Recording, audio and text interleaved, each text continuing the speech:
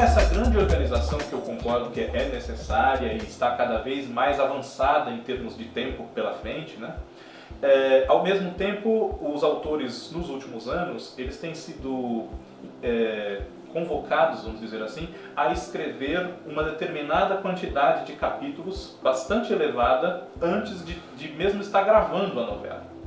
E como a gente sabe, a novela é uma obra aberta que depende de muitas ingerências, né? Não só a receptividade do público, que vai ditar ali eventuais modificações de rumo, etc., mas a resposta do trabalho do ator propriamente, que o autor acompanha, se inspira, ou diminui ou aumenta um personagem. Então, eu acho que esse, não sei se você concorda comigo, é um aspecto um pouco negativo. Não necessariamente de Silvio de Abreu, porque outra pessoa poderia ter essa mesma ideia, mas exigir de um autor que ele escreva, sei lá, 80 capítulos de uma novela com ela nem estreada, fatalmente o risco de você ter que jogar fora aquilo é muito grande, né? Isso é verdade. É complicado mesmo para o autor ter que é como se ele trabalhasse às cegas, né? Porque ele não sabe como que o público vai reagir àquela história ou àquela gama de histórias, né?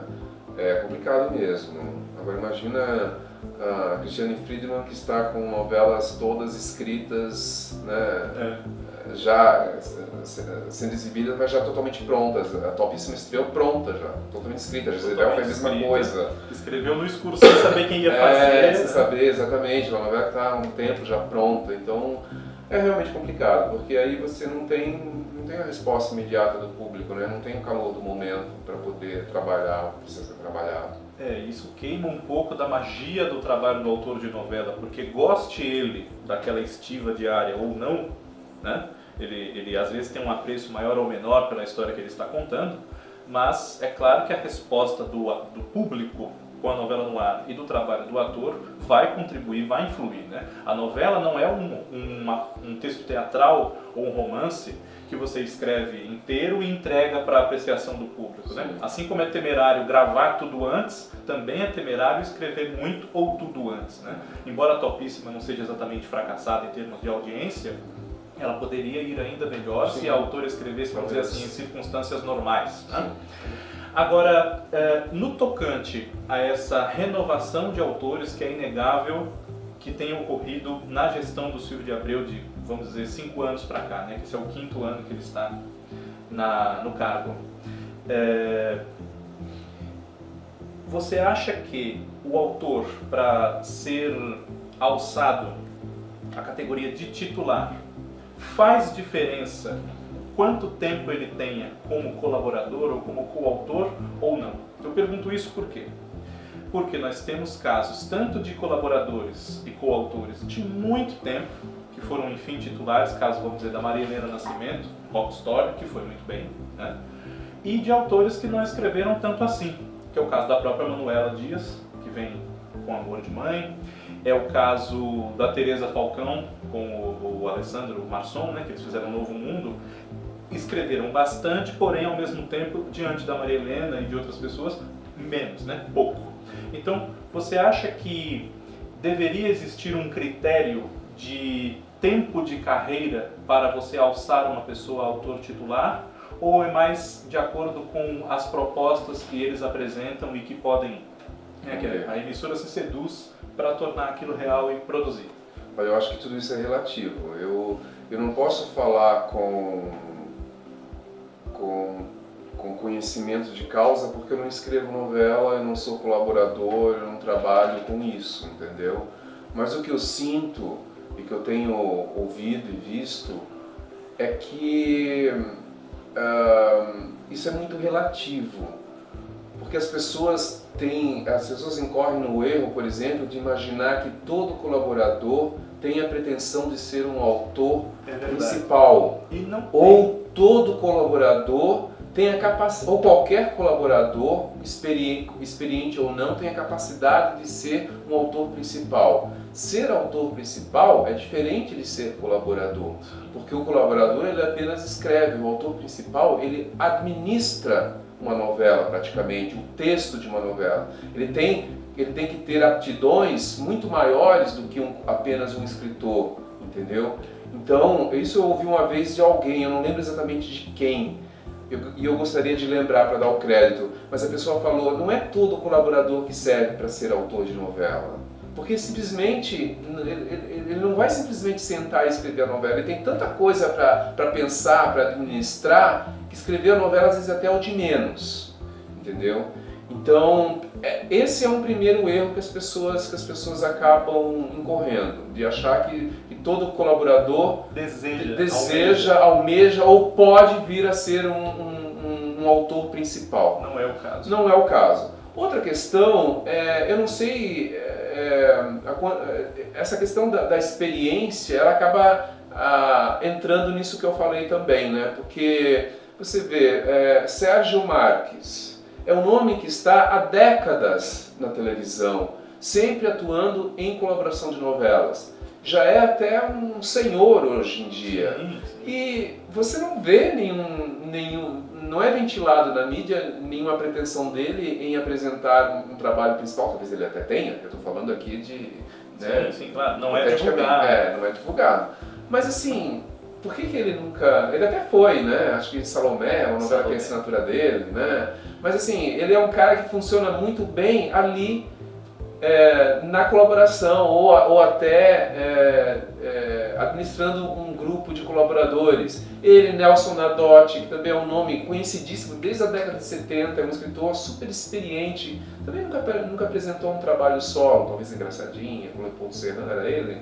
Não, era o Gervásio. Ok, né? Perdão, então não. Enfim, nós temos muitos exemplos de colaboradores veteranos que nunca passaram de colaboradores. Charles Peixoto, também é um outro nome, entendeu?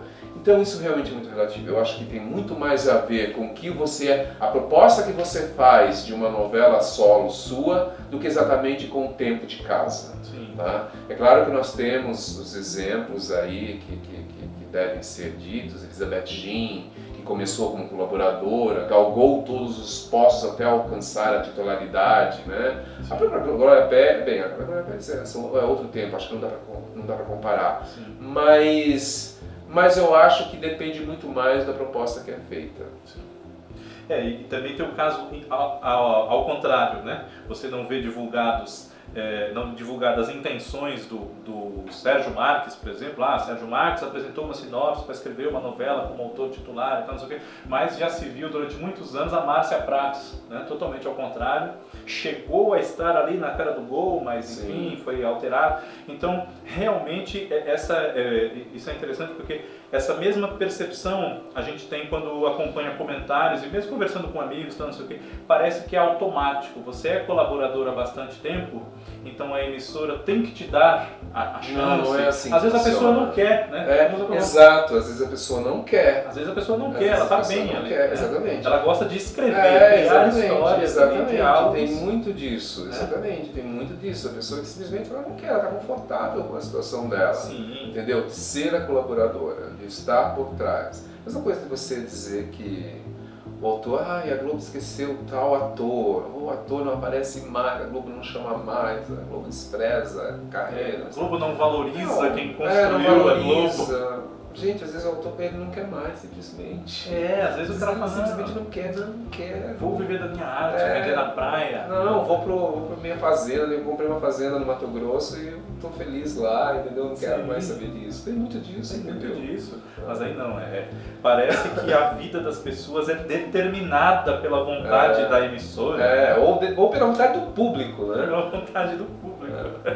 Mas nessa onda de lançamentos dos últimos anos, a gente acaba levando em conta, por exemplo, nós tivemos o Vincent Villari, que foi lançado como autor das 8, ou das 9, como queira, em A Lei do Amor, dividindo com a Maria Adelaide Amaral, mas ele já havia sido alçado a autor titular em Sangue Bom. E aí, de um lado, você tem o Vincent com a carreira em ascensão e a Maria Adelaide, não vou dizer que em declínio, porque é errado, mas a Adelaide nunca quis fazer novela das 9. E aí, quando você tem um autor que, não vou dizer que ele é inexperiente, porque não é, isso é tudo que ele não é, tem mais de 20 anos que ele escreve para televisão. Mas quando você tem esse conflito de propósitos, né, É claro que poderia concorrer para algo como foi A Lei do Amor, que foi uma novela problemática por uma série de fatores que não tem a ver só com os autores, talvez menos com os autores do que com muitos outros fatores.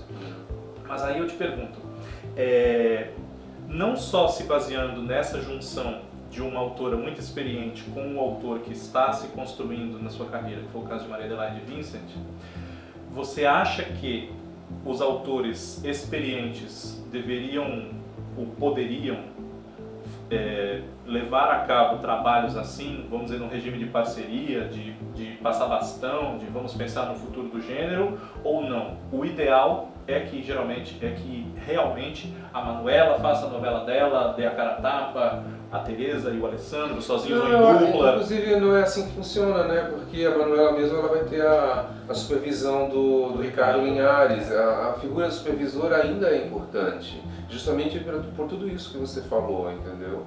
Então sempre vai haver, até que eles possam caminhar sozinhos, né? Gilberto Braga foi supervisionado por Valser Muniz e Janete Claire.